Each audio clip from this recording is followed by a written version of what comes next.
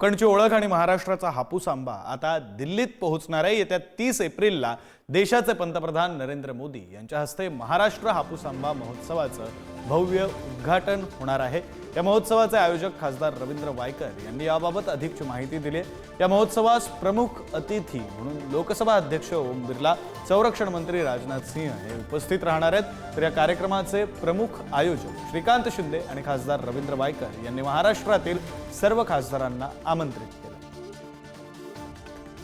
माननीय पंतप्रधान जे आहेत ते जी वेळ देतील त्या दिवशी चालेल आणि त्या पद्धतीने 30 तारखेला संध्याकाळी 6 वाजता येऊन आंबा महोत्सवाचं उद्घाटन करेन अशा पद्धतीने त्यांच्याकडनं मेसेज आल्यानंतर आणि आम्ही दोघांनी मिळून पुढाकार घेऊन एक कोकण महोत्सव ज्या ठिकाणी करत आहोत त्या ठिकाणी आंब्याला महत्त्व चांगलं येईल आणि शेतकऱ्यांचं मला याच्या मागे उद्दिष्ट एवढंच आहे की आमच्या कोकणातला शेतकऱ्यांचा आंबा हा दिल्ली दरबारी देखील विकला, म्हणजे दिल्ली शहरी देखील विकला जाईल एवढीच संकल्पना आहे। बाकी याच्या मागे कुठलाही दुसरा दृष्टिकोन नाही।